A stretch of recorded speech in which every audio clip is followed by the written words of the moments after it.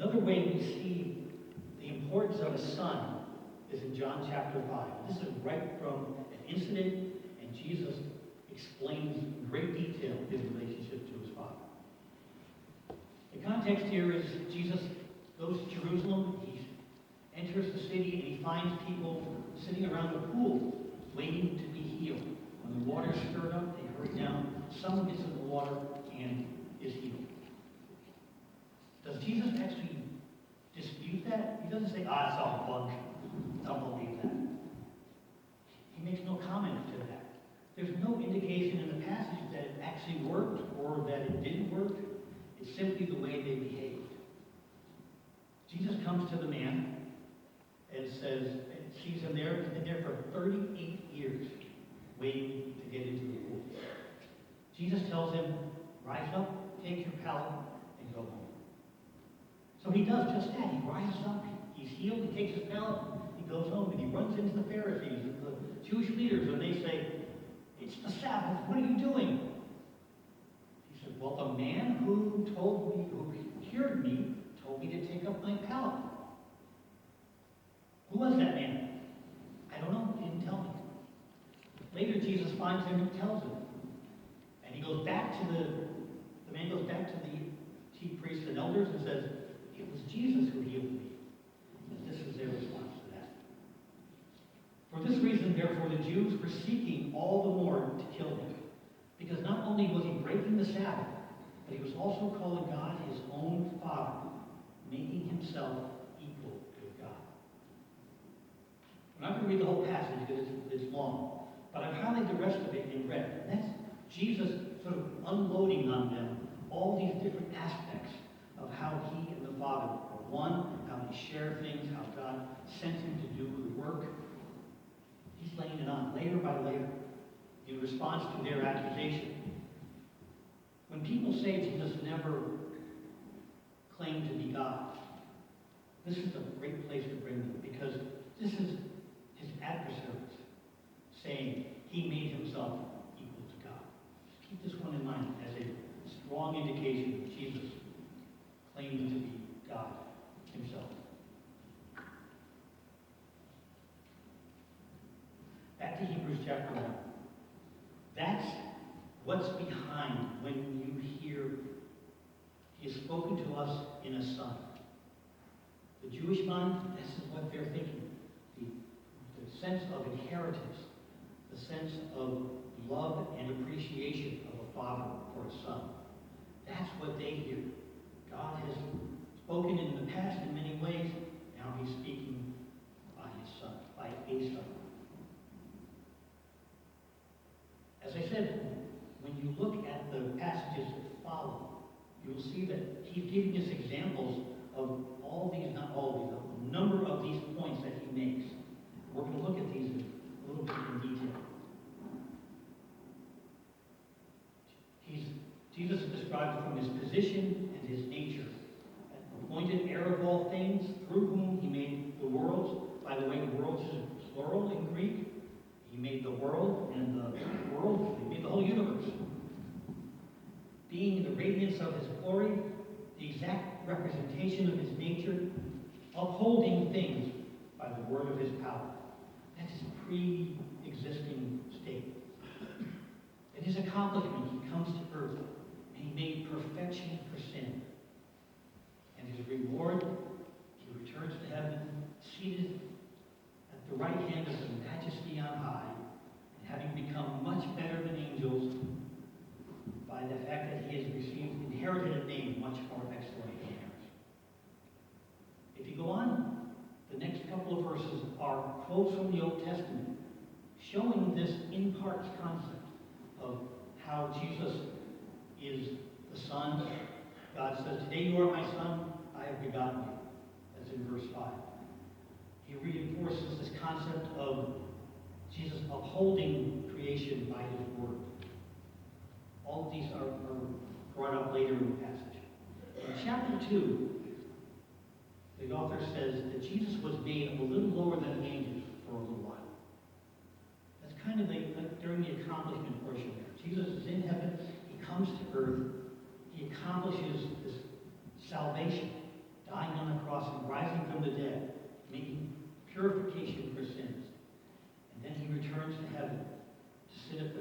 right hand of the Majesty on high. Now I'd like to go back and look at names. That last portion says he has inherited a more excellent name than theirs.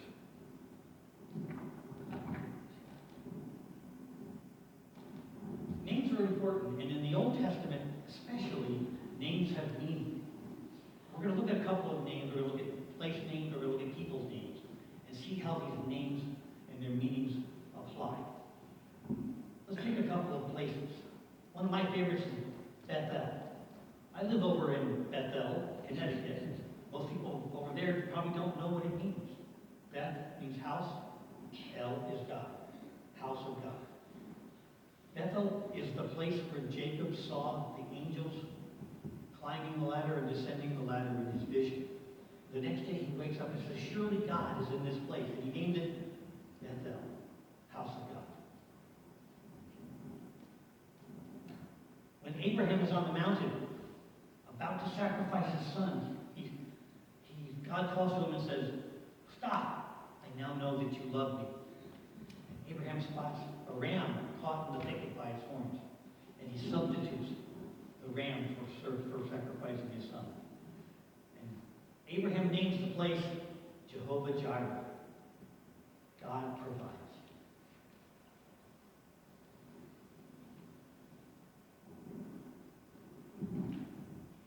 We were reading in in John 5 a few minutes ago about the man sitting outside the pool waiting to be moved in so he could be cured. That pool is called Bethesda. Pool of Bethesda. Bethesda means house of mercy. So all these people are sitting around at a place that they recognize as being a place of mercy. They call it house of mercy.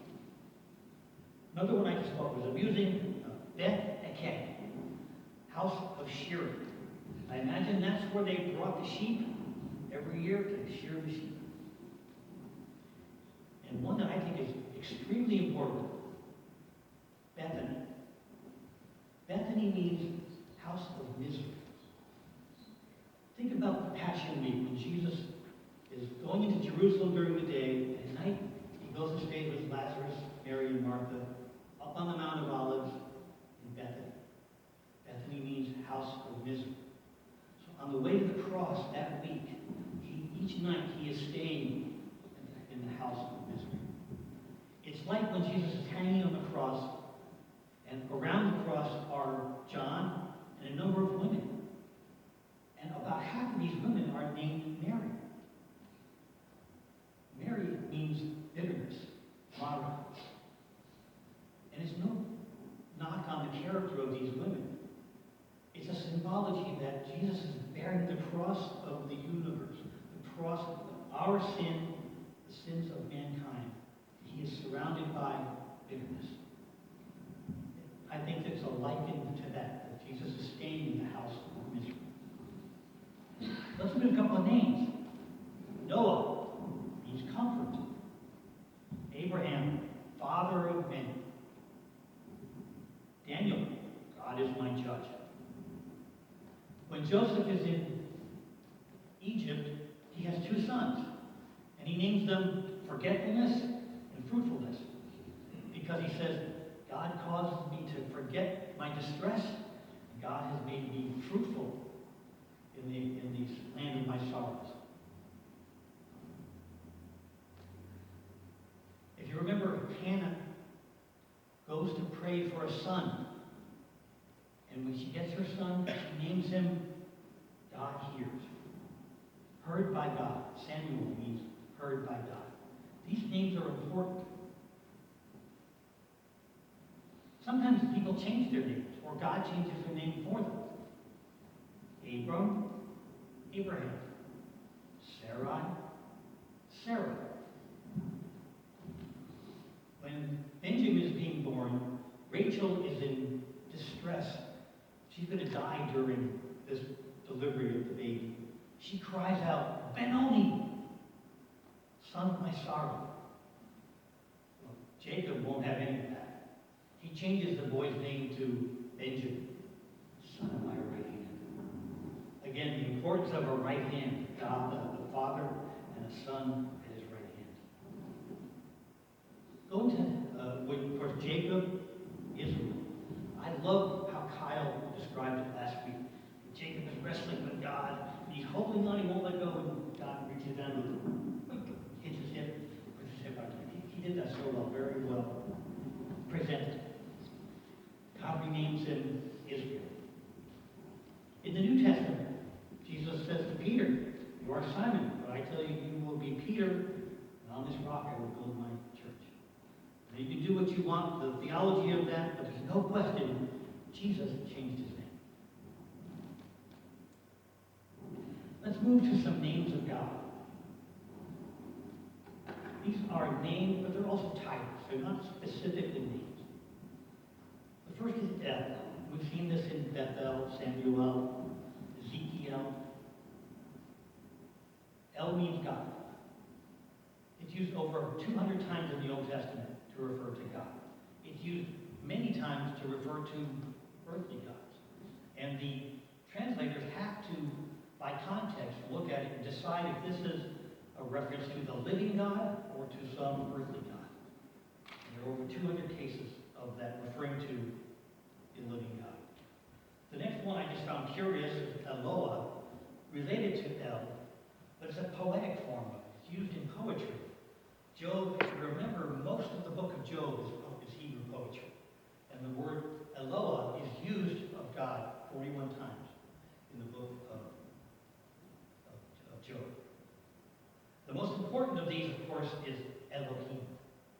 That is plural. That's the word El, but it's the plural form of the word El. In the beginning, God created the heavens and the earth. In the beginning, Elohim created the heavens and the earth. Plural. Is that proof that there is a God is three persons? Scholars disagree. Most say it's certainly consistent with the concept of God as multiple persons. Moses is writing, he has some comprehension of what he's writing, because there is a literary contradiction here. A literary device that's at work and used many places in the Old Testament. In the beginning, God, plural, created singular, the heavens and the earth. And that pairing of a plural noun with a singular verb, which is a grammatical misstep, is used throughout the Old Testament.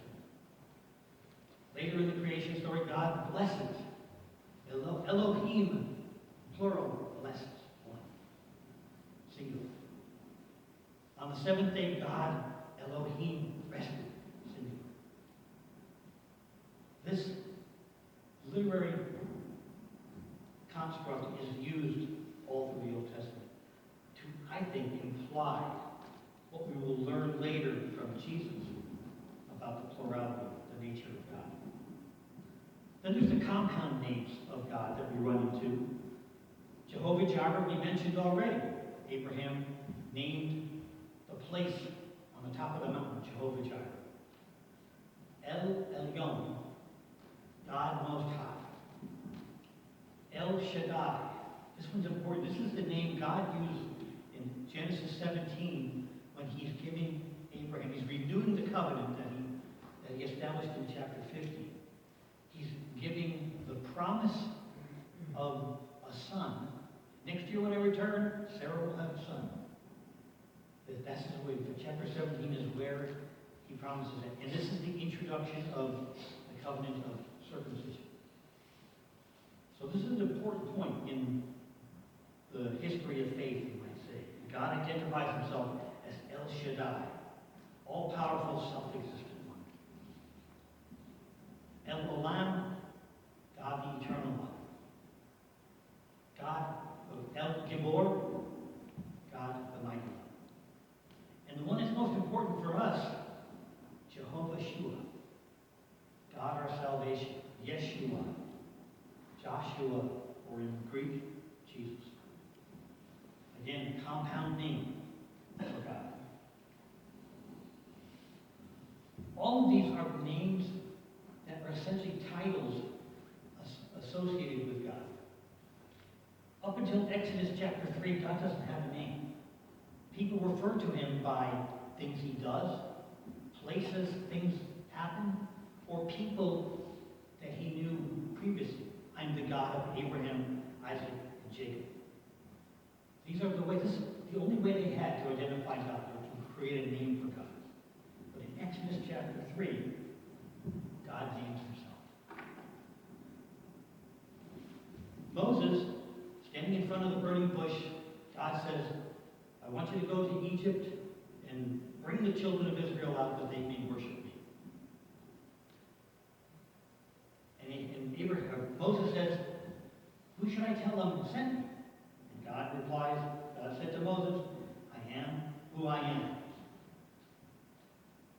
This is an interesting, again, in the Hebrew this is very interesting.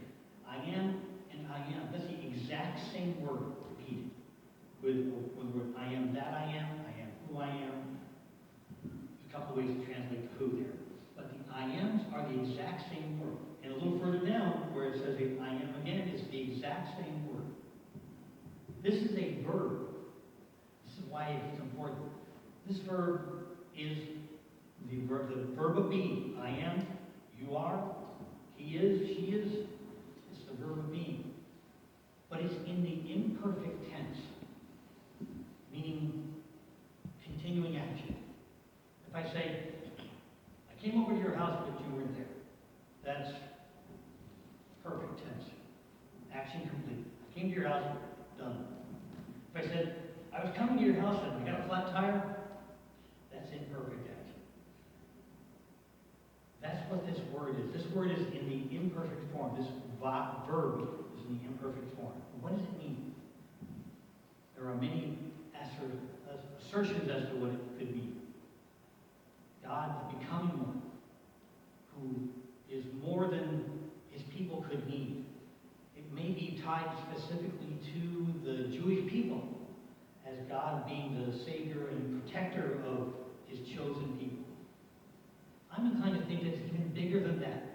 That it describes God who is transcendent, who himself never changes, but our understanding of him can only grow. He becomes more because we understand him more, not because he himself changes. So this layering of meaning is in that concept of I am who I am. Then you go down to verse 15 and says, God furthermore said to Moses, thus shall you say to the sons of Israel, the Lord, Yahweh, the God of your fathers, of Abraham, Isaac, and Jacob. This is my name forever, and this is my memorial name to all generations. God takes a name at this point. Yahweh. We don't know exactly how to say it. We settled on, did he just read it? Pretty much settled on Yahweh. It's interesting that Old Testaments for years have used the word the Lord to represent the word Yahweh. Modern translations are starting to use Yahweh, actually putting the word Yahweh in. Yahweh, the God of your fathers, the God of Abraham, Isaac, and Jacob. The Lexingham English Bible, which is a Bible I use, it's from the publishers of Logos Bible software. They use Yahweh. And there's at least one other translation in progress that uses the word Yahweh instead of the Lord. I think that previously we wanted to honor that notion, the Jewish notion of protecting God's name, of keeping it a secret. It's their name for God, not to be shared with them. But as Christians, it's our job to make God known. It's our job to expose the world to God, to the concept of God and all that he does. So I think it's a really good idea that we should start using the name Yahweh so we can introduce the world to the God of the Bible.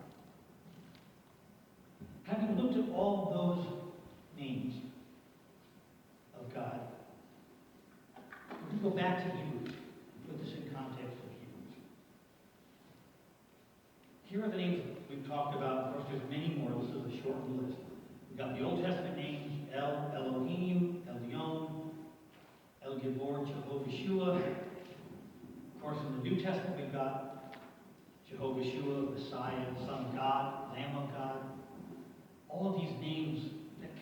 be attributed to Jesus. And over all of them, Yahweh. And Jesus takes that name in the New Testament as well. Before Abraham was, I am. And John, he talks about we have the 7 I am statements. So when we go back to Hebrews, there we go. We go back to Hebrews, we got this verse that says, having become as much better than the angels, as he has inherited a more excellent name than they. Now we can see in the context of what a son means to them, we see that God has spoken to us by his precious Son. And his Son is now seated at his right hand. And then we've got all this meaning built into the names of God in the Old Testament. A Jewish person is going to know Jehovah Jireh. He's going to know Yahweh. He's going to know all of these different terms. Built into his culture, built into his understanding. So when the writer says he has inherited a name more excellent than they, he's inherited all these names. And after he's completed his work and made purification for sin, he returns to heaven. He has a whole new set of names that he inherits as well. Lamb of God, Son of God, Messiah. This is what the writer of Hebrews is connecting to this verse. This gives me great confidence. When I see the depth of the planning of God's instruction to his people, and how deep these concepts are, how comprehensive they are, gives me great confidence when I am facing people who might say, the Bible full of contradictions. Well, this is so deep and so complicated. Human could not have put this together. So I hope that you've understood the meaning of a son, how the Jewish people would hear this, and this weight of names that come from the Old Testament, names that were added in the New Testament, and how that meaning is embedded in Jesus at the right hand of his Father, worthy of a name better than the